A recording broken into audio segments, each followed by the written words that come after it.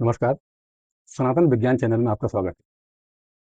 हम अपने दावे और वादे के मुताबिक एक बार फिर ज्योतिष के अनछुए पहलुओं पर बात करने के लिए एक विद्वान के यहाँ आए हैं और ये विद्वान लंबे समय से बगड़ामुखी के साधक के रूप में पीताम्बरा पीठ दतिया से जुड़े हुए हैं।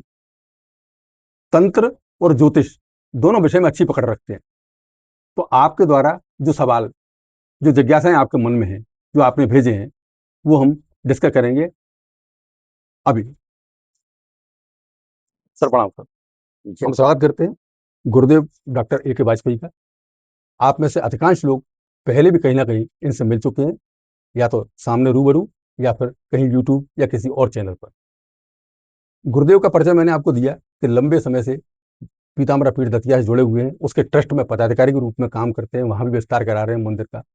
और यहाँ पर भी बुधवार और शनिवार उनकी बैठकें होती हैं, जिसमें अंचल के ग्वालियर चंबल संभाग ही नहीं बल्कि दूर दूर से दिल्ली तक से अब लोग आके संपर्क करते हैं।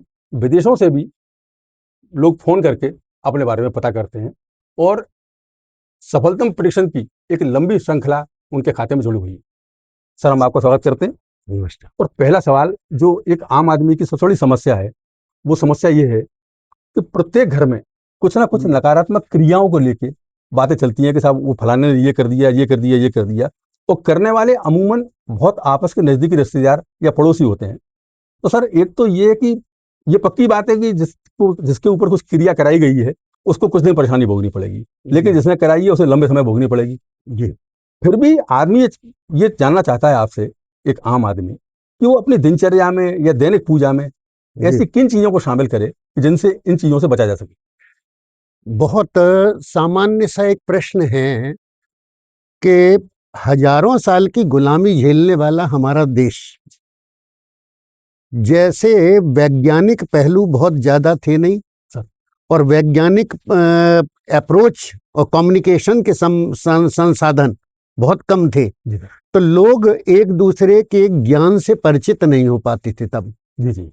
और धीरे धीरे उसमें परिवर्तन आया, परंतु जैसे जैसे आक्रांता आए उन्होंने देश को दबाया और अपने अपने धर्म के अनुसार छोटे छोटे सयानेपन के नुस्खे हर आदमी को सिखाने में वो आमादा हुए, परेशान करने वाले। परिणाम ये हुआ, लोगों का एक पक्ष ऐसा था कि वो लोकल ओझाओं को और सयाने लोगों को भगवान मान बैठा। जी बिल्कुल। परंतु वस्तुतः यहाँ वेद का जो ज्ञान था हमारे यहाँ जो करने की क्रिया की बात करते हैं, तो एक बात बहुत कंसेप्ट क्लियर कर लें कि 99% ऐसा करने वाला कोई है नहीं जो दूसरे को प्रभावित करे। क्योंकि जैसे ही वो प्रभावित करता है तो हम कहते हैं अमेरिका का राष्ट्रपति हमारे देश के खिलाफ है, तो हम उसके खिलाफ करा दें। तो पर ऐसा कोई आदमी मिलता नहीं हमें, एक भ्रम पाल रखा है। परंतु मिला के सर, ये क्रियाएं जो हैं ये साइकोलॉजिकल ज्यादा बजाय सीधे उसके मतलब तंत्र के।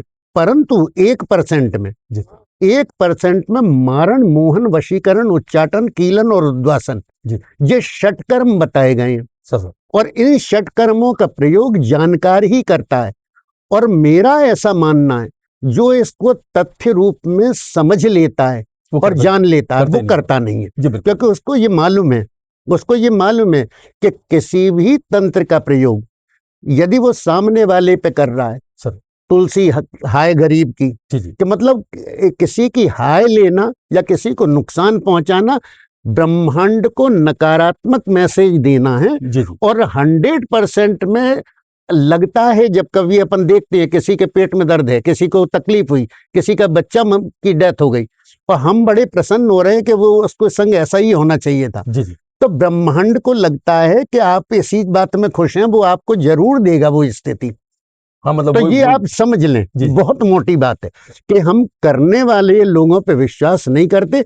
हाँ, जहां तक अपन रक्षणार्थ बात करते हैं, अपन रक्षा की बात करते हैं, क्योंकि राम के काल से राम के काल से कैसा वो हिरण के पीछे राम भाग रहे हैं और लक्ष्मण ने लक्ष्मण रेखा बनाई है। ये लक्ष्मण रेखा नहीं है कुछ, ये तांत्रिक उपबंध हैं, जिसके अंतर्गत उनने सीता को रखा कि इसको कोई पार कर ही नहीं सकता, तुम दिखोगी ही नहीं। परंतु रावण जैसा महान वेत्ता, धर्मवेत्ता या ज्योतिष का पारंगत, वो भी वो लाइन नहीं तोड़ पा रहा। हाँ, उसने बाहर आप समझ लें। तो केवल ऐसे इन स्थितियों में प्रयास किया जा सकता है कि इन तमाम सारी चीजों से अपनी दैनिक गतिविधि में हम ऐसी पूजा जोड़ के रखें, ऐसे कर्म जोड़ के रखें। जैसे हमने पंच आहुति की बात करते थे हम, पंचग्रास निकालते थे हम जी। उन पंचग्रासों में सबके काट थे। सर एक बार पंचग्रास क्लियर कर दें आप। हाँ, तो पंचग्रासों में उन्होंने ये कहा था कि साहब पहला ग्रास गाय का निकाल दो जी, कौए का निकाल दो, पक्षियों का निकाल दो, चींटी का निकाल दो, पीपल का निकाल दो, अभ्यागत का निकाल दो जी, है ना। तो ये पांच वर्ग से रक्षा की वो ले लेते थे जिम्मेवारी जी। और जैसे ही उनने जिम्मेवारी ली, वैसे ही ये छोटे पूरे इनकी गलतियां करा देते थे। कोई ये सोच भी रहा है कि आपके विषय में कुछ खराब सोच रहा है, और ऐसे मंत्रों का जाप किया जा सकता है जिनकी रिवर्स स्थिति बहुत ज्यादा मजबूत होती है। आप पे किसी ने किया, वो यदि महामृत्युंजय का मंत्र आप कर रहे हैं तो निश्चित तौर पे ये तांत्रिक प्रयोग लौट के आप तक जाएगा। तो उस स्थिति में अपन अच्छा, इसमें वेद में अथर्ववेद 2 पार्ट, उसमें तीसरे में, चौथे में, 3 में 19 से लेके 24 तक कृत्वा का वर्णन किया गया है। ये बहुत ज्ञान का सब्जेक्ट है कि जहां मैं कृत्वा जमाता हूं, आप लोगों ने अपनी भाषा में सुना होगा मूठ जी, परंतु उसे भी लौटाने का विद्वान वो देते हैं। अथर्वा ऋषि ने उसको भी लौटाने का मार्ग बताया कि हम कहते हैं हम तेरे को जानते नहीं है, तू वापस लौट जा, जिसने तुझे भेजा है वो तेरा पिता है, तू उसी के पास लौट जा। ऐसी स्थितियां हम भगवान से प्रार्थना करते हैं। और दो चीजें आपने ये पूछा कि इसके लिए अपन कर क्या सकते हैं। सुबह उठ के अपने आप को भगवान के सुपुर्द कर दो जी, और रात को सोते टाइम अपनी गलतियों की क्षमा मांगो और कल आज से अच्छा रहे ये प्रार्थना करें। 100% में दूसरा दिन आपके लिए ज्यादा सार्थक होगा। एक ये भी है जैसे कि मतलब ये इस तरह की शक्तियों का जो स्वामी माना जाता है, ड्रैगन हेड यानी राहु को माना जाता है। राहु के तो ऐसे करते कराते हैं और ऐसा भ्रम पैदा भी करते हैं आदमी में कि सब कुछ हो गया मेरे पास।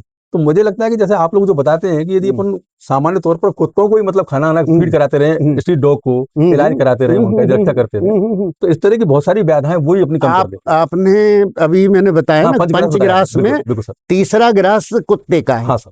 तो वो अपन 5 कॉलम छांटे हुए, बिल्कुल, और 5 की तरफ से अपन ने पूरे जीवन को एक बंदेज में रख रखा है, और 100% में उसमें परिवर्तन आते हैं और सकारात्मक परिवर्तन आते हैं, इसमें कोई दो राय नहीं। सर अगला सवाल एक सर ये है कि जो सवाल आपके लेवल का है, बाकी जगह नहीं पूछा जा सकता। काल सर्प को लेकर बड़ी भ्रांति फैलाई जाती है, बहुत डराया जाता है कि काल सर्प है, ऐसा हो जाएगा, आप पूजा करा के आओ, नासिक में जाओ, यहाँ जाओ, वहां जाओ। जो विद्वान जानकार हैं उनका कहना यह है कि आज से 4 दशक पहले तक की जो भी हम परंपरागत किताब या भरत पारशरी या कोई भी और अपने जो भी अपने मतलब ज्योतिष के पुरातन ग्रंथ हैं, उनमें काल सर्प को एक योग माना गया और ये बताया गया कि अचानक प्राप्ति, अचानक बड़ा पद, अचानक खजाना, ये सब काल सर्प योग के जरिए ही मिलता है। लेकिन 40 साल पहले एक बड़े नामचीन पंडित जी ने किताब लिखी और काल सर्प को दोष साबित कर दिया।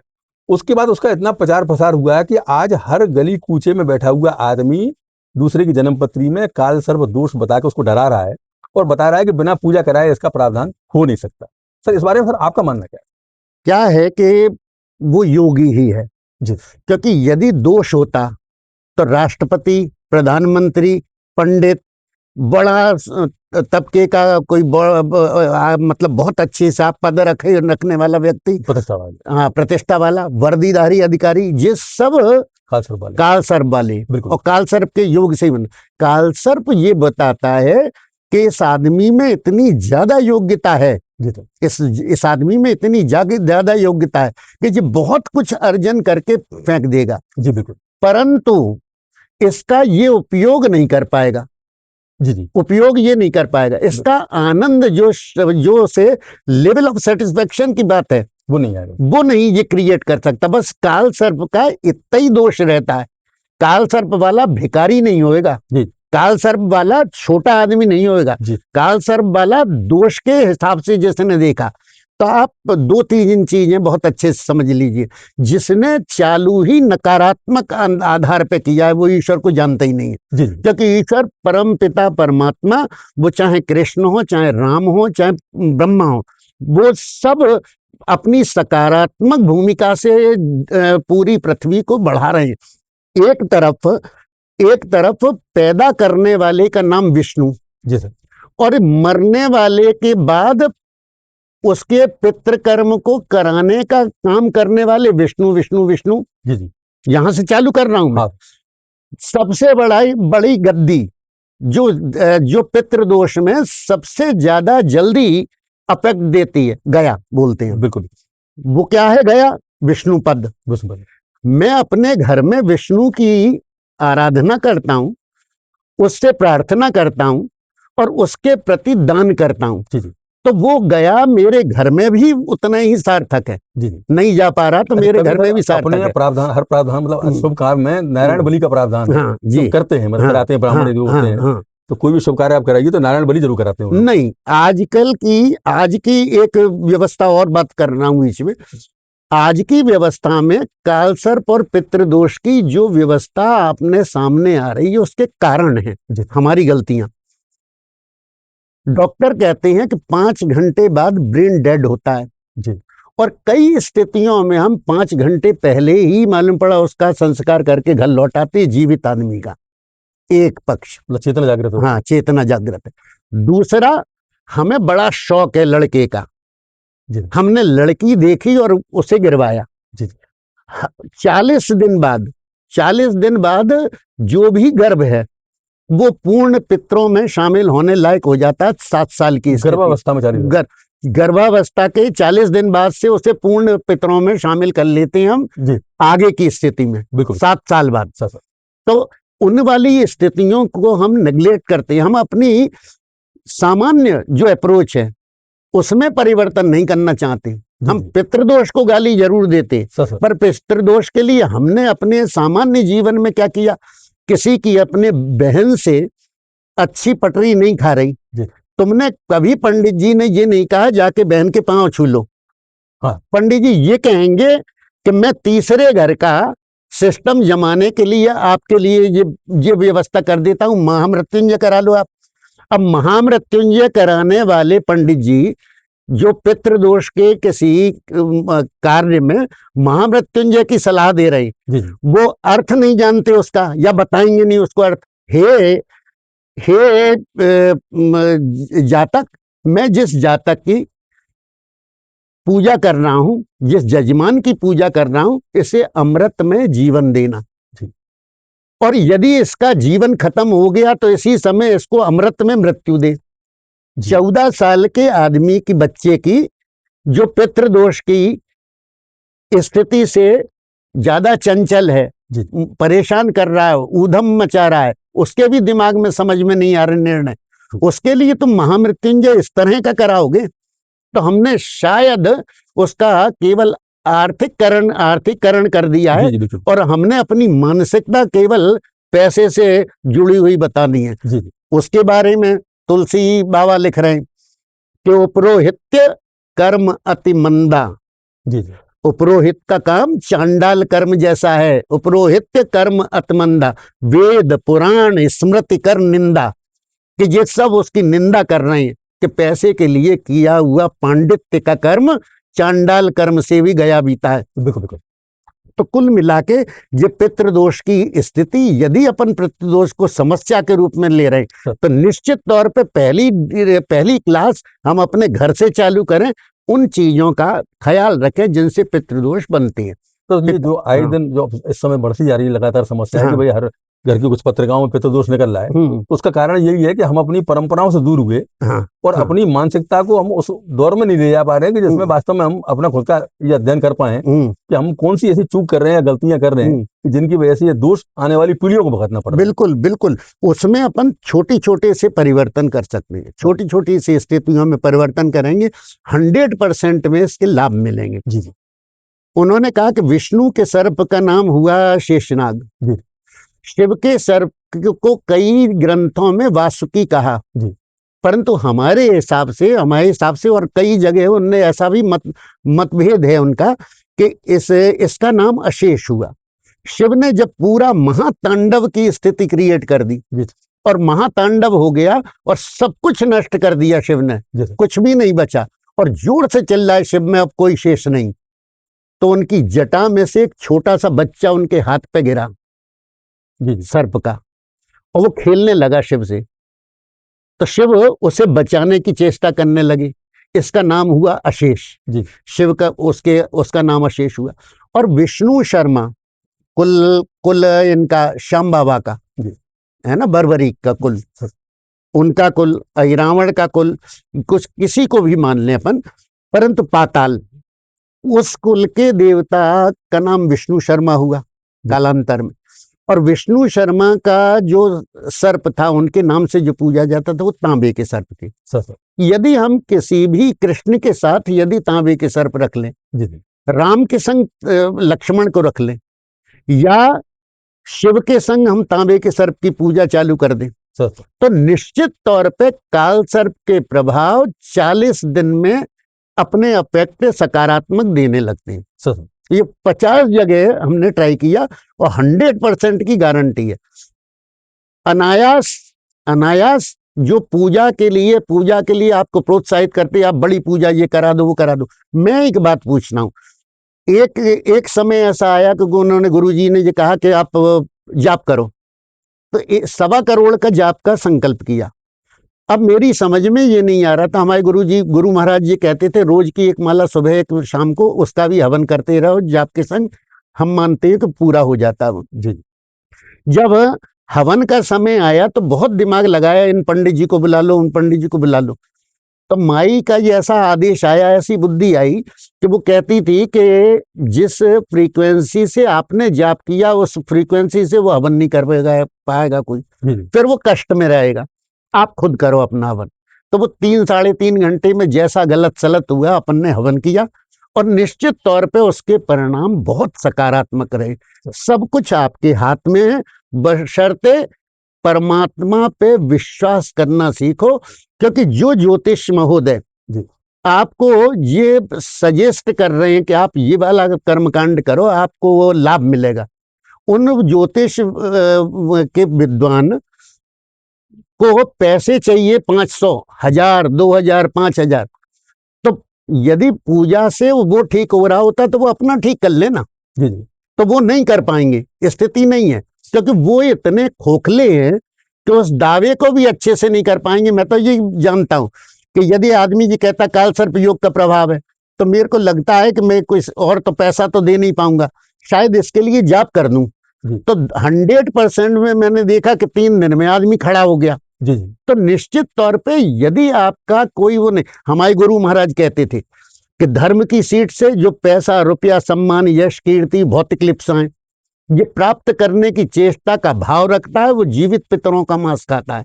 यदि इतनी जोर से बोलने वाला कोई हो तो चले हमारे साथ, जो घर फूके अपना चले हमारे साथ। सर एक ये अभी जिज्ञासा ये रहेगी सर कि ये जो आपने बताई ये साधना है तो मतलब कठिन है और उस लेवल पर आदमी नहीं जा पाता, लेकिन सामान्य तौर पर सर पितृदोष जैसे मतलब इसके सर लक्षण क्या होते हैं और इसके प्रभाव क्या हैं? फिर दूसरी बात ये कि इसको अपन कैसे सामान्य प्रक्रिया में रोज दिनचर्या में डाल के कोई काम को कैसे हम निपट सकते हैं? बहुत अच्छा प्रश्न है ये कि यहाँ इसके प्रभाव के, इसके जो अपन जी कह लें कि कैसे कैरेक्टरिस्टिक्स हो सकते हैं, इसमें कैसे अपन जान सकते हैं कि पितृदोष है। हाँ, इसमें एक ही प्रॉब्लम है बस, केवल पितृदोष खराब है ही नहीं, पितृ योग खराब है ही नहीं जी। उसको अपन कहते हैं, इसमें आदमी अपने दिमाग से चलने का आदी होता है एक पक्ष, दूसरा पैसा, रुपया, मकान, दुकान, धन, वैभव, बहुत सारी स्थितियां इकट्ठी हो जाती हैं इसके पास, इकट्ठा कर लेता है, परंतु इसके उपयोग में सेटिस्फेक्शन नहीं पा पाता। काल सर्प योग या पितृदोष केवल इतना सा पक्ष है, वो काल सर्प योग को कहते हैं चंद्रमा के प्रभाव से राहु केतु का गणित करने लगते हैं, पितृदोष की बात करने लगती है कि सब इसके बीच में सब आ जाएं, है ना। परंतु वस्तुतः क्या है कि जब अपन ने इनका सबका गणना करके अपन ने गणित निकाला, गणित केवल इतना ही है कि एक तरफ उसका दिमाग सेटल्ड नहीं होता, बहुत कुछ सब इकट्ठा कर देगा परंतु उसको लेवल ऑफ सेटिस्फेक्शन क्रिएट नहीं होगा। वो दुनिया में सम्मान पा सकता है, अपने घर में सम्मान नहीं पा सकता, जो उसकी कमी है। और चौथी स्थिति ये है, और तीसरी चौथी स्थिति उसकी ये बनती है कि उसकी व्यवस्था, उसको सिक्स सेंस बहुत डेवलप होते हैं। सिक्स सेंस मतलब चलते चलते वो जा रहा है, उसको सिक्स सेंस आ गया कि यहां से मुड़ना तो मुड़ के चला जाएगा। तो ये सामान्य आदमी के वश में नहीं होती, ये कई देवताओं के आशीर्वाद और शाप से का मिला जुला रूप है ना, परंतु उसका नुकसान कोई नहीं कर सकता। ये है, ये अच्छे से मान ले, काल सर्प वाले के सामने यदि आदमी दुश्मनी लेके खड़ा हो जाएगा तो रिवर्स करने वाली पीछे की शक्तियां उसे दिख रही हैं तो वो करे, और यदि नहीं दिख रही तो बिल्कुल उस पर आक्रमण नहीं करे, नहीं तो 10 गुना पावर से मारा जाएगा वो। इतनी सी बात है सर। ये जैसे मान लो वो पितृदोष के लक्षण उनमें परिवार में आ रहे हैं, तो उस परिवार की महिलाएं या पुरुष हैं, जो भी जिम्मेदार लोग हैं, तो वो क्या ऐसा अपना लें अपने जीवन में कि इसमें मतलब वो मतलब पितृदोष को ऐसा मान के चलते हैं भाई कहीं ना कहीं पितरों की नाराजगी, तो उनकी नाराजगी दूर करने का सामान्य उपाय क्या है अपना नहीं, सामान्यतः वो नाराज ही नहीं होती, नाराज होते नहीं वो, परंतु कई स्थितियां ऐसी होती हैं जिनमें वो कष्ट पा रहे होते हैं। पितरों की भी जो श्रेणियां हैं उसमें एक के कर्म थोड़े से हल्के रह गए तो वो भूत की श्रेणी में आया, दूसरे ने थोड़ी सी पूजा की थी वो प्रेत की श्रेणी में आ गया, वो और ऊपर की श्रेणी में आ गया। हम क्या करते हैं, हम घर की पूजा और दान के माध्यम से हम पुष्टि देते हैं इनको, कि हमने पुष्टि दी, गया करा तो गया में तुम मुक्त करने वाले विष्णु और देवताओं और ऋषियों को कौन होते हो, कैसे कर सकते हो आप जानते हो कि एक तो हो गए पितृपक्ष, दूसरे हुए ऋषि और तीसरे हुए देवता। तुम कह रहे हो कि गया था मैं और गया में सबको शांति कर आया, तुम क्या, तुम्हारी औकात क्या है कि तुम उन्हें शांत कर पाओ। तो ऋषियों की परंपरा, हम किसी से गया करने के बाद खुद को बचाने की चेष्टा मत करें, नहीं करें, क्योंकि नहीं तो ये पितृदोष के प्रभाव 10 गुने पावर से हमें परेशान करते हैं। मतलब यदि वो गया करके आया है तो फिर जरूरी है कि श्राद्ध होया उनका वो करता रहे, मतलब वो करता रहे, पूजा करता रहे, क्योंकि उसकी व्यवस्था में दिख रहा है जन्म पत्री। उसके लिए पूजा जो हमने छांटी वो बिल्कुल अकाट्य हैं और उसके प्रभाव 100% में, और ये भी है उसके साथ कि या तो वो पूजा कर नहीं पाएगा आदमी, करने ही नहीं देगा वो पूजा, वो इतनी शाश्वत और जागृत पूजा है कि वो कर नहीं पाएगा, और यदि वो कर लेता है तो 2000% में तो उसके परिवर्तन की स्थिति उसे 30-40 दिन में दिखने लगेगी, धीरे धीरे परिवर्तन होते। तो पहली स्थिति में शिव के साथ, हमने आपको बताया, शिव के साथ तांबे के सर्प की पूजा अपन आरंभ कर दे। आपको जो मंत्र आता है वो मंत्र बोलें आप, नमः शिवाय बोले, नमः शिवाय बोले, महामृत्युंजय का मंत्र बोले, आप करें, प्रणाम करें। दूसरा जो काट आता है वो अमावस्या का भोजन हम किसी ब्राह्मण को दान करें। इसमें ये एक तर्क ये आता है कि साहब हम गरीबों को करें, आप गरीबों को भी करिए, परंतु जिन लोगों को आप अपने मृत्यु भोज के अंतर्गत इनवाइट करते हैं, जिनको पात्र मानते हैं, पात्र मानते, उसको एक को जरूर अपन शामिल कर ले। और रेस्ट, अभी जैसे शिवपुरी के अर्धनारीश्वर मंदिर में एक हमने 15 साल पहले वो चालू कराया है ब्राह्मणों का भोजन, तो उसमें 150 ब्राह्मण खाना खाने आते हैं, जिन पे पैसा नहीं होता वो सेवा करने आते हैं, वो भी खिलाते हैं, और फिर रेस्ट जितना भी खाना बचता है और वो खाना गरीबों में बांटा जाता है पूरी शिवपुरी में। ऐसी परंपरा 15 साल से चल रही है। तीसरी बात इसमें अपन जो इंक्लूड कर सकते हैं, सूर्य की पूजा जरूर करें अपन। सूर्य को जल दे सकते हैं, सूर्याष्टक मंत्र का पाठ कर सकते हैं, और एक रुद्र की पूजा जैसे अपन ने यहाँ शिव की करी। जागृत देवताओं में हनुमान को जागृत माना जाता है, हनुमान जी की पूजा जरूर करें। नई समय आए 5 बार उनका नाम ले लें और अपनी बात खत्म कर दें। इन 3 चीजों से आपको परिवर्तन आ जाएगा। सर बहुत धन्यवाद आपका, बहुत अच्छी जानकारी आपने दी, और मुझे लगता है कि इसका लाभ खासतौर से कालसर्प दोष के मामले में, पितृ दोष के मामले में जो हमारे दर्शक हैं उनको मिलेगा, और वो छोटी-छोटी से अपने उसको दिनचर्या को चेंज करके इन बड़ी समस्याओं से लाभ पा सकते हैं। बहुत धन्यवाद आपका। आप हमसे जुड़े रहिए, हमारे चैनल को सब्सक्राइब कीजिए। अगली बार फिर हम एक विद्वान के साथ आपसे रूबरू होंगे। तब तक के लिए आज्ञा दें। धन्यवाद।